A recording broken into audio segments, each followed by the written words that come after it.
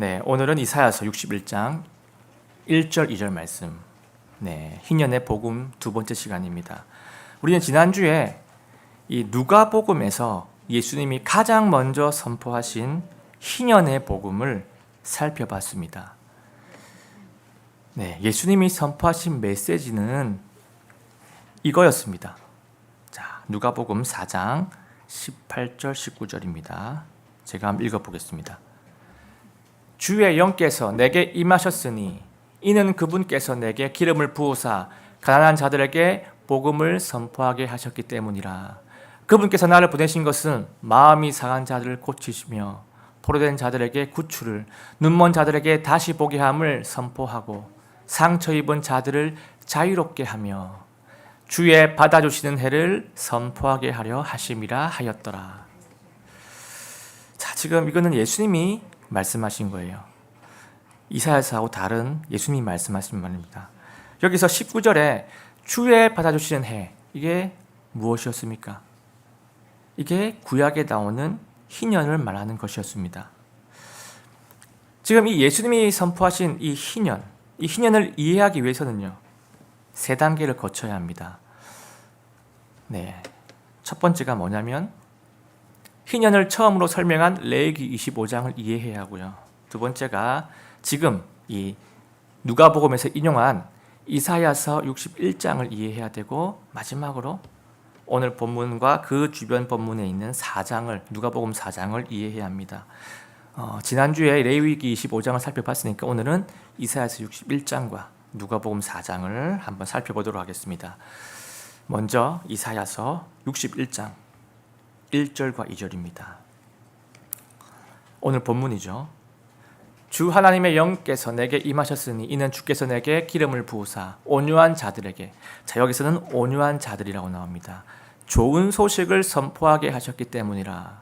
그분께서 나를 보내신 것은 마음이 상한 자를 싸매고 포로된 자들에게 해방의 자유를, 결박된 자들에게 감옥에서 노임을 보고하게 하려 하시며 주의 받아주시는 해와 우리 하나님의 원수 갚으시는 날을 보고하고 애곡하는 모든 자를 위로하게 하려 하심이며. 자, 지금 이게 이사야 대언자가 한 말씀입니다.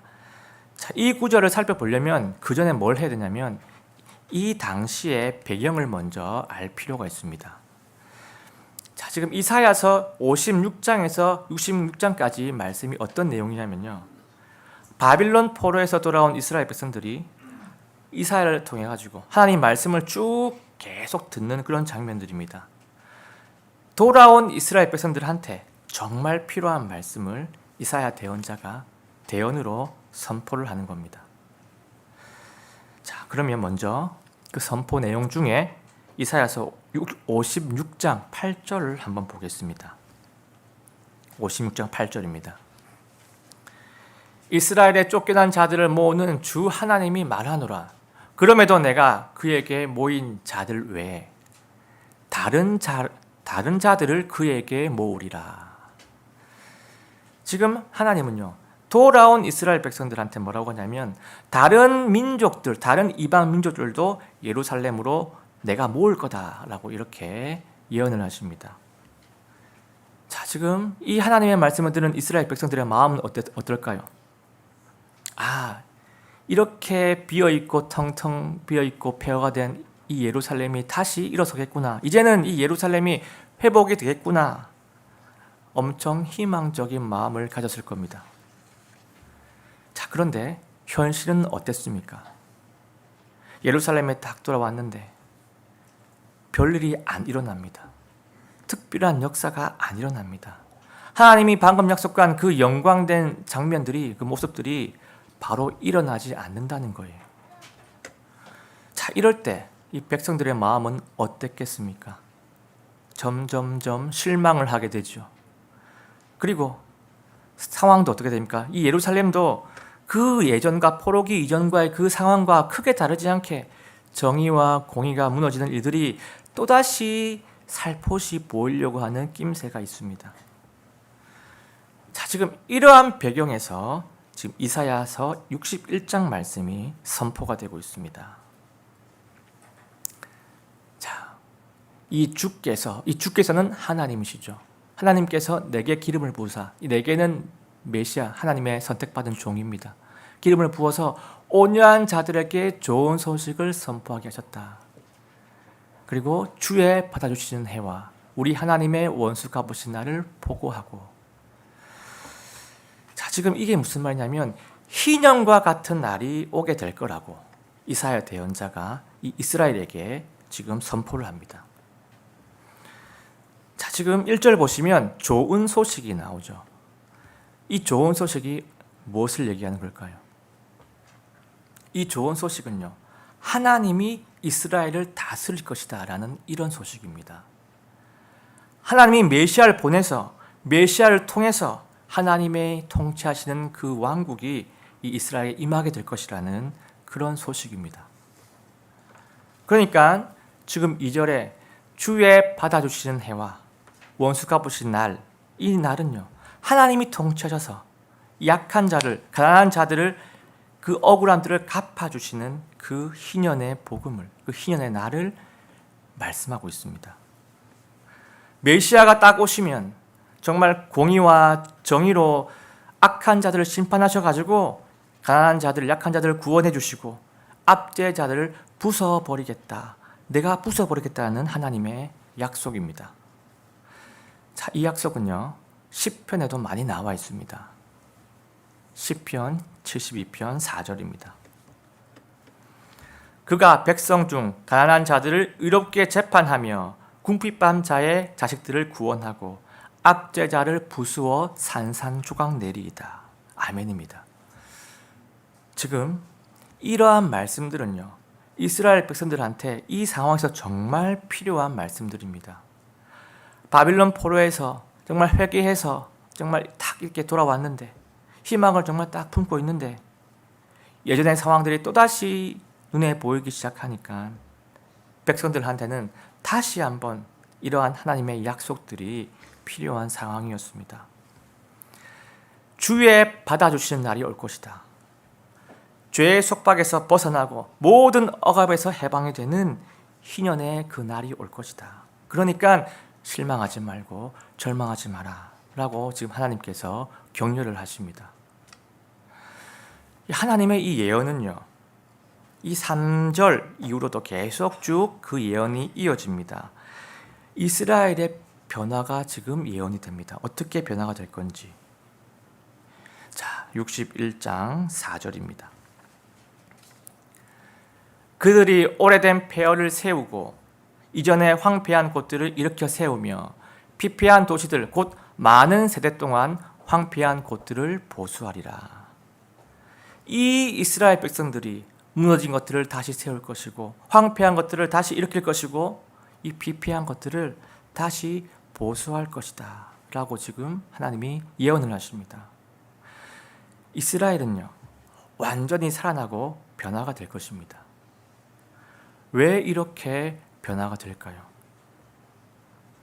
왜 이렇게 되냐면요, 회개하고 돌아온 이스라엘 백성들은요, 아까 이 본문에 나와 있지만 그래도 그들은 온유한 자이고 그래도 그들은 겸손한 자였기 때문에 좋은 소식, 이 희년의 소식을 딱 듣고 나서 하나님 말씀으로 인해서 다시 희망을 얻고 다시 소망을 얻게 된 것입니다. 그리고 성경은 이 이스라엘 백성들이 주의 제사장, 하나님의 사역자라고 불리게 될 것을 또한 이어서 예언을 합니다. 자, 6절로 한번 보겠습니다. 너희는 주의 제사장들이라 일컬음을 받으리라. 누구한테 일컬음 받습니까? 다른 사람들한테 받는다는 거예요. 사람들이 너희를 주의 하나님의 사역자들이라 하리니 너희가 이방인들의 재물을 먹으며 너희 스스로 그들의 영광을 자랑하리라. 자, 여기서 주의 제사장 나오죠. 이 주의 제사장은요, 복음을 듣고 복음으로 해방이 된 이스라엘이 하나님의 영광을 그들이 나타내서 이방인들을 하나님으로 돌아오게 인도하게 될 것이라는 영광된 예언의 열매입니다. 그 영광된 예언의 결과들입니다. 이러한 영광된 장면들이 복음을 통해서 이루어지게 될 것이라고 지금 이사야서가 예언을 하고 있습니다. 이것이 이사야서 61장의 내용이고요. 이제는 누가복음 4장에 언급된 희년에 대해서 한번 살펴보겠습니다.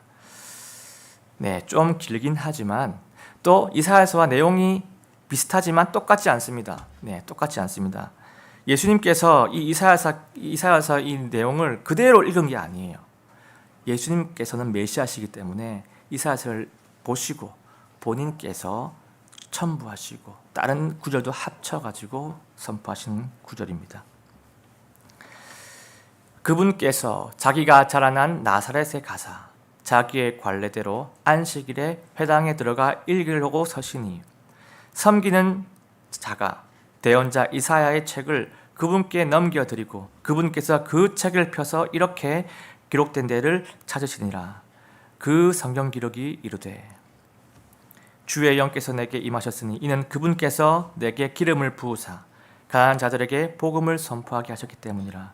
그분께서 나를 보내신 것은 마음이 상한 자들을 고치며 포로된 자들에게 구출을, 눈먼 자들에게 다시 보게 함을 선포하고 상처 입은 자들을 자유롭게 하며 주의 받아주시는 해를 선포하게 하려 하심이라 하였더라. 아멘입니다. 자, 지금 예수님께서 30살이 돼서 사역을 하려고 하는 그 초기에 지금 어디에 들어갑니까? 나사렛 회당으로 들어갑니다. 그리고 이사야서 61장을 딱 펴가지고 그 말씀들을 인용해서 쭉 선포를 하십니다. 다 선포하시고 나서 또 이렇게 말씀하십니다. 그 다음 절입니다. 그분께서 책을 덮어 섬기는 자에게 다시 주시고 앉으심에 회당에 있던 모든 자들의 눈이 그분께 고정되므로 그분께서 그들에게 말씀하기 시작하시되 이 성경 기록이 이날 너희 귀에 성취되었느니라 하시니. 자, 지금 예수님의 선포를 다 들은 이 성도들이, 이 유대인들이, 모든 사람들이 일제히 예수님을 주목합니다. 왜 주목을 했을까요? 왜 주목을 했을까요? 예수님의 외모를 보고, 수염을 보고, 아니면 특이한 행동을 보고 주목을 했습니까? 아닙니다. 외형 때문이 아니고요. 속 내용 때문입니다. 유대인들이 늘 궁금해왔던 메시아에 대한 말씀이 선포되었기 때문입니다. 우리 예수님은요, 자신을 쳐다보는 모든 사람들에게 분명하게 말씀하십니다. 이 성경 기록이 이날 너희 귀에 성취되었느니라 라고 선포하십니다. 이 말이 무슨 말입니까? 이사야가 예언한 이 메시아가 지금 이 자리에 와 있고 희년의 복음이 오늘 너희들한테 성취가 되었다라는 그런 말씀입니다. 내가 바로 이사야서에 기록되어 있는 그 메시아, 내가 바로 그 메시아고 내가 너희들에게 모든 이 자유를 주기 위해, 희년의 자유를 이루기 위해 내가 여기에 온 것이다. 이것을 예수님께서 선포하신 겁니다. 방금 이 예수님이 선포한 누가복음 이 말씀은요, 4장의 그 말씀은요, 특별하게 자유라는 주제를 더욱 강조하고 있습니다. 이사야서와 비교해서 그렇습니다. 보통 사람들은 이 누가복음 이 4장 19절, 18장 19절을 보고 이사야서 61장 1, 2절만 다 그대로 인용한 것이라고 생각을 합니다.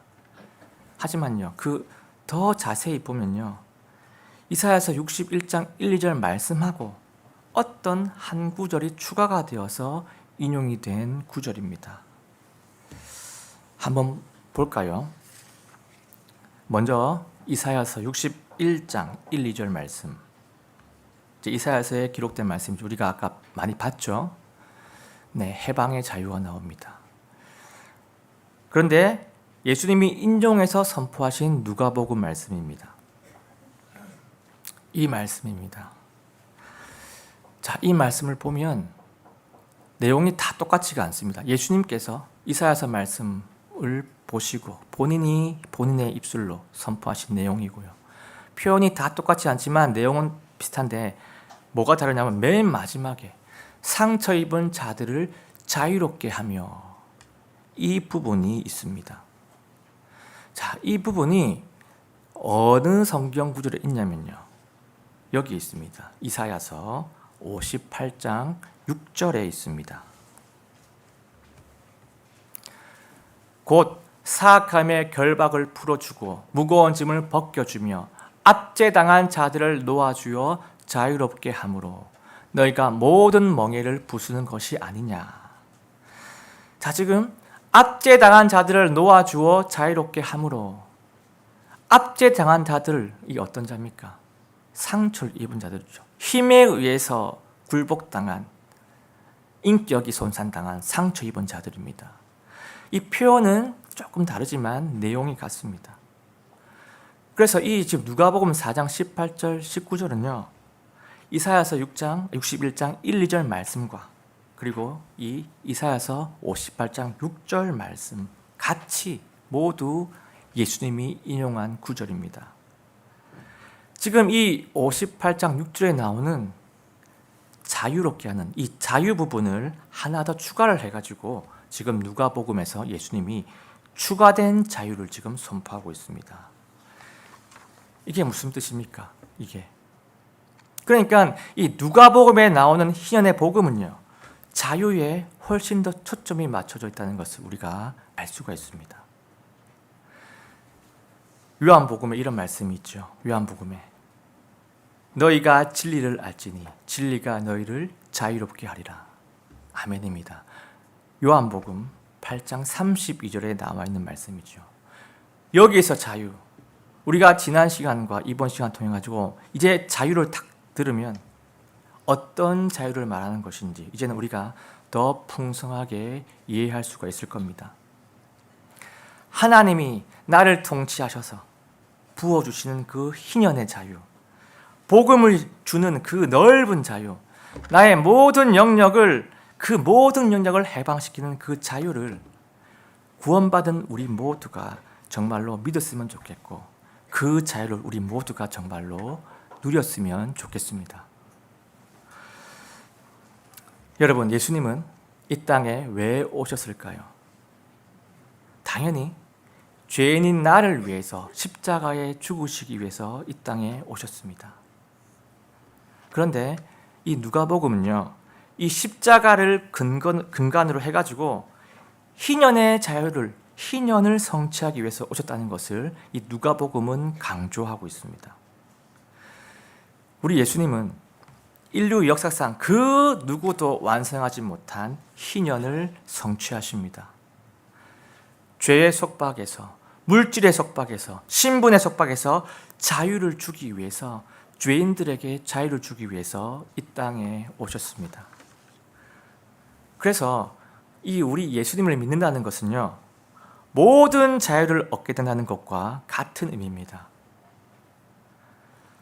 물론 예수님께서 다시 오시기 전까지 100% 완벽한 하나님 왕국을 우리가 누리지는 못하는 것이 사실입니다. 하지만 지금도 예수님께서 나의 주님이 되시고, 지금도 예수님은 주들 중에 주이시고 왕들 중에 왕이시기 때문에, 그래서 지금 내 삶의 이 순간순간에도 하나님께서 각계 전투를 하시면서 본인이 전쟁하시면서 그 순간순간 그 세밀한 주의 손길로 우리에게 자유의 은혜를 베풀어 주고 계십니다.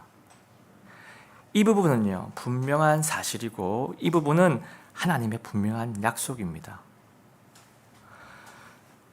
자, 그러면 이렇게 된 우리는 이 땅에서 어떻게 살아가면 될까요? 이 희년의 복음, 이 예수 그리스도의 복음을 듣고 너무나 기뻐하면서 룰루랄라 소망 가운데서 기쁨으로 나 혼자 살아가면 될까요? 오늘 본문은 이렇게 말씀을 합니다. 이사야서 61장 6절입니다. 너희는 주의 제사장들이라 일컬음을 받으리라. 사람들이 너희를 우리 하나님의 사역자들이라 하리니 너희가 이방인들의 제물을 먹으며, 이 뭡니까? 이방인들이 하나님 앞에 나와서 희생헌물을 드린다는 겁니다. 그 희생헌물을 이스라엘 백성들이 지금 먹는다는 거예요. 너희 스스로 그들의 영광을 자랑하리라. 너희 스스로 이방인들이 하나님께 영광 돌리는 그 장면을 보고 너희가 스스로 뿌듯하고 자랑스럽다는 겁니다. 바빌론에서 돌아온 이스라엘 백성들은요, 희년의 복음, 이사야 대언자가 선포한 희년의 복음을 듣고 이러한 축복을 누리게 됩니다. 이 장면은 천년왕국에서 일어난 장면이지만 가깝게는 그 당시에 이스라엘 백성들이 희년의 복음을 듣고 본인들이 변화된 것도 같이 포함이 됩니다. 이러한 축복들 우리가 작년에 6개월 동안 살펴봤던 내용들입니다.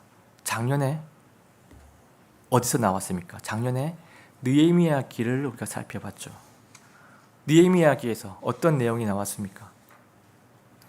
리더인 느헤미야를 중심으로 해가지고 무너진 성벽을 세우면서, 무너진 예배와 무너진 말씀을 세우면서 무너진 공동체가 세워지고 회복이 되고 영적인 부흥까지 일어났습니다. 가난으로 소외가 되었던 사람들, 엄청난 세금 때문에 억압을 받았던 사람들이, 그 약한 자들도 회복이 되는 놀라운 역사가 기록이 되어 있었습니다. 결국 이방 대적들도 어떻게 했습니까? 이방 대적들도 방해를 했지만 결국 어찌어찌 하지를 못했습니다. 실패를 했죠. 오히려 이방인들이 하나님의 살아계심을 직접 자기 눈으로 보게 되는, 목도하게 되는 영광스러운 일들이 발생했습니다. 실제로 일어났던 이스라엘의 역사입니다. 여러분, 우리도 마찬가지로 이렇게 될 수가 있습니다. 복음으로 인해서, 희년의 복음으로 인해서 예수 그리스도를 받아들인 자들은요, 우리도 얼마든지 주의 제사장으로, 주의 사역자로 살아갈 수가 있습니다. 물론 이스라엘 백성들은 희년을 제대로 지키지는 못했습니다. 자, 그런데 이스라엘이 지키지 못했다는 것이 절대 지킬 수가 없는 것을 하나님께서 명령하셨다는 것은 아닙니다. 이스라엘이 못 지킨 이 희년을요, 그래도 초대교회 성도들, 그 성도들이 어느 정도는 지켰습니다. 이 초대교회 성도들이 정말 이 희년 제도를 그대로 지켰다, 이 말은 아니고요, 희년의 정신을 어느 정도 실천을 잘했습니다. 자, 그 희년의 정신이 무엇일까요? 자, 그것은 최초의 초대교회, 예루살렘 교회의 핵심 활동을 보면 우리가 알 수가 있습니다. 자, 예루살렘 교회가 했던 핵심 활동, 사도행전 2장 42절입니다. 그들이 사도들의 교리와 교제 안에 확고하게 머물고 빵을 떼며 기도하니라. 아멘입니다. 자, 이 초대교회 성도들은요, 교리 뭡니까? 말씀이죠. 말씀과 교제와 빵을 떼며 뭡니까? 주의 만찬입니다. 주의 만찬과 기도, 이 네 가지 활동에 심혈을 기울였습니다. 교리 그리고 주의 만찬, 이 두 가지는 어떤 의미를 가지고 있습니까? 예수 그리스도의 죽으심과 부활하심을 믿는 구원의 믿음을 말하고 있습니다. 예수 그리스도가 어떤 분이신지, 예수 그리스도의 정체성과 그분이 하신 그 십자가 사역과 그분의 부활하심을 믿으면 그 죄인은 예수님의 보혈로 죄 없다함을 받습니다. 그래서 이거는 무슨 말이냐면, 교리와 주의 만찬은요, 구약의 희년의 죄로부터의 자유와 서로 상응이 됩니다. 자, 그리고 그 다음 뭐가 있습니까? 교제가 나왔죠. 교제는 그리스어로 뭐냐면요, 이겁니다. 코이노니아입니다. 코이노니아. 근데 이 코이노니아는 성령 안에서의 교제를 말합니다. 그러니까 이 세상의 사귐과 세상의 이 교제와는 완전히 구별이 되는 성령 안에서의 교제입니다. 자, 구원받은 모든 성도들이 성령 안에서 어떻게 됩니까? 모두가 존귀하게 되고, 모두가 존귀하게 되어가지고 동등하게 교제를 하게 되고 동등하게 사랑을 서로 주고받게 되는 이것이 바로 코이노니아입니다. 이 그리스어 코이노니아는요, 영적인 교제, 정서적인 교제 이런 것도 있지만 물질적인 부분도 포함이 됩니다. 이 코이노니아 이 단어의 용례를 보면 서로 교제로 사귄다, 서로 교제를 통해서 친밀한 친교를 가진다라는 용례도 있지만요, 물질적인 부분에서 도와준다라는 그 용례도 함께 가지고 있습니다. 한번 보겠습니다. 로마서 15장 26절입니다.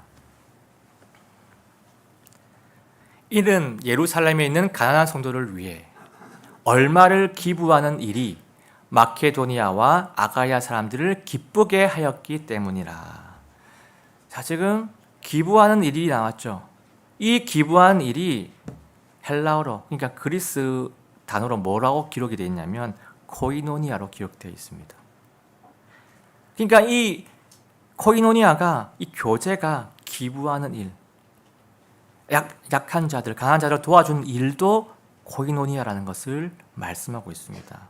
지금 이 문맥은요, 예루살렘 교회에서 헌금을 통해 가지고 가난한 성도들을 돕고 있는 그런 장면입니다. 그래서 이 사도행전에서 말씀하는 교제는요, 성도들 간에 계급이나 무슨 권력이나 이런 지식 이런 걸 초월한 교제를 말하고요, 가난한 자들을 도와주는 이런 섬길도 함께 말하기 때문에 신분에서 자유케 되고 물질에서 자유케 되는 정말 희년의 자유를 실천하는 일과 같습니다. 그래서 이 교제라는 것은요, 구약의 희년에서 물질로부터의 자유, 그리고 신분으로부터의 자유, 이것과 상응이 됩니다. 자, 그리고 마지막 기도가 있습니다. 기도가 무엇입니까? 우리의 필요를 하나님께 간구하는 겁니다. 우리의 아버지 되신 하나님은 어떤 하나님입니까? 자녀들에게 그 필요를 은혜로 채워주시는 분이 우리 하나님이십니다. 이것은 하나님의 약속이에요. 이것은 하나님의 신실함입니다. 자녀들을 향한 하나님의 신실하심이 이 기도에 대한 하나님의 약속입니다. 그 기도가 하나님의 뜻과 완전히 반하지 않는다면 성도의 기도는 하나님의 은혜를 불러옵니다. 자, 요한복음 16장 24절입니다. 지금까지는 너희가 내 이름을 부르며 아무것도 구하지 아니하였으나 구하라, 그러면 너희가 받으리니 이로써 너희 기쁨이 충만하리라. 구하고 받으면 너희 기쁨이 충만할 것이라고 말씀합니다. 기쁨이 충만, 희년, 기쁠 힘입니다. 기도를 통해서 희년의 원리가 이 신약교회 시대 때 이루어진다는 그런 뜻입니다. 기도는요, 구원받은 자만이 할 수 있는 특권이기 때문에 우리는 필요한 것들을 얼마든지 하나님께 구할 수가 있고 하나님께 받을 수도 있습니다. 기도가 뭡니까? 희년의 자유를 경험케 하는 하나님의 방법이라는 것입니다. 기도를 통해서 우리는 하나님의 그 은혜가 있다는 것도 인지할 수가 있고요, 기도를 통해서 우리는 그 하나님의 은혜가 지금 나한테 임하고 있고 내가 경험하고 있다는 것도 알 수 있게 해줍니다. 이처럼 우리 신약교회 성도들도 뭡니까? 교리와 주의 만찬과 교제와 기도를 통해서 복음이 주는 이 해방의 자유를 이 땅에서도 분명히 누릴 수가 있습니다. 오늘 설교를 정리를 하겠습니다. 예수님은 이 땅에 복음을 선포하기 위해 오셨습니다. 자, 마태복음과 마가복음에서 예수님이 어떤 복음을 선포했냐면 하나님의 왕국 복음을 선포하셨죠. 그리고 누가복음에서는 예수님이 희년의 복음을 선포했습니다. 우리 신약교회 성도들은요, 은혜의 복음을 받아들여서 구원을 받지요. 구원 이후에는 어떻게 됩니까? 구원 이후에는 모든 성도들이 하나님의 왕국 안에 들어온 백성이 되고요, 모든 성도들이 이 희년의 원리를 누릴 수 있는 하나님의 자녀가 됩니다. 신약교회 성도들한테 하나님의 왕국이 무엇입니까? 이겁니다. 신약교회 성도들한테 하나님의 왕국, 예수 그리스도 안에서 성령으로 말미암아 하나님의 법이 성취되는 왕국이 바로 신약교회 성도들한테의 하나님 왕국입니다. 하나님의 법이 무엇입니까? 하나님의 법, 하나님의 통치입니다. 우리 교회는요, 예수 그리스도의 복음을 받아들여서 예수 그리스도의 공동체가 되었습니다. 그래서 우리 교회는 믿지 않는 자들에게 주의 제사장, 주의 사역자라 불리는 복음의 공동체이기도 합니다. 그러면 우리는 어떠한 삶을 앞으로 영위하면 되겠습니까? 예수 그리스도의 복음을 선포하는 공동체가 되어야 합니다. 세상 사람들이 고생하고 있습니다. 세상 사람들이 절망 속에서 모르고 걸어가고 있습니다.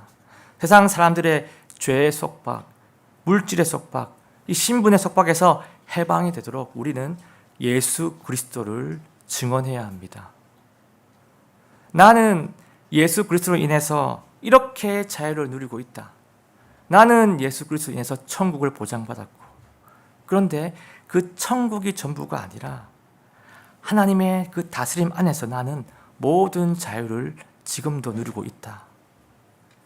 수고하고 무거운 짐진 자들아, 다 예수님께로 오라. 그리하면 그리스도께서 모든 자유도 주시고 너에게 안식도 주실 것이다. 이 소식을 우리가 늘 선포하기를 원합니다. 내가 먼저 이 복음의 실질을 다 온전히 누리길 원하고요. 그리고 나서 복음을 당당히 선포함으로써 예수 그리스도의 복음이 나의 가정과 우리 교회와 그리고 우리 대한민국 모두를 지배하게 되기를 예수님의 이름으로 간절하게